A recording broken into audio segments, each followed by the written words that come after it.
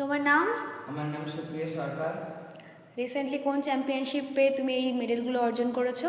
6 sub junior and senior B national devotional sport championship থেকে পেয়েছি। আচ্ছা, খুব ভালো। এটা কোথায় অনুষ্ঠিত হয়েছিল? এটা মহারাষ্ট্র সঙ্গমনিরে ধ্রুব গ্লোবাল স্কুলে অনুষ্ঠিত হয়েছিল। কারা অর্গানাইজ করেছিল? যোগাসন ভারত। তুমি কাদের তরফ থেকে এই চ্যাম্পিয়নশিপে পার্টিসিপেট করেছিলে? অল বেঙ্গল ডিভোশনাল স্পোর্টস অ্যাসোসিয়েশনের তরফ থেকে ওয়েস্ট বেঙ্গল হয়ে পার্টিসিপেট করেছিলাম। খুব ভালো। তুমি কোন কোন ইভেন্টে পার্টিসিপেট করেছিলে? আমি সুপাইন এবং ফরওয়ার্ড বেন্ডিং ইভেন্টে পার্টিসিপেট করেছিলাম এবং সুপাইনে সেকেন্ড হয়েছি এবং ট্র্যাডিশনাল গ্রুপে সেকেন্ড হয়েছি। তোমার এই পুরস্কার পেয়ে কেমন লাগছে, একটু নিজের এক্সপিরিয়েন্স শেয়ার করো। আমার এই পুরস্কার পেয়ে খুবই ভালো লাগছে এবং আমি ডিওএসের প্রেসিডেন্ট শ্যামল স্যারকে এবং সেক্রেটারি পাপিয়া ম্যাডামকে ধন্যবাদ জানাই এবং সমস্ত ডিওএসের সদস্যদের তাদের প্রতি আমি খুবই কৃতজ্ঞ।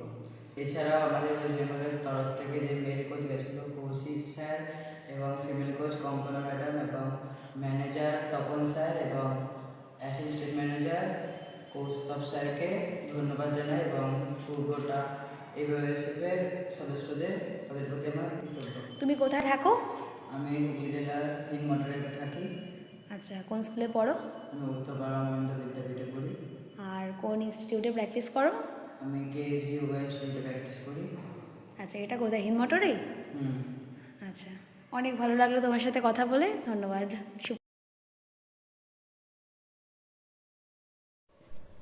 আচ্ছা, তুমি তো সিলভার মেডেল পেলে, তা এর পরের স্টেপ কি? কোথাও চান্স পাচ্ছ এরপর ন্যাশনাল গেমসের পর?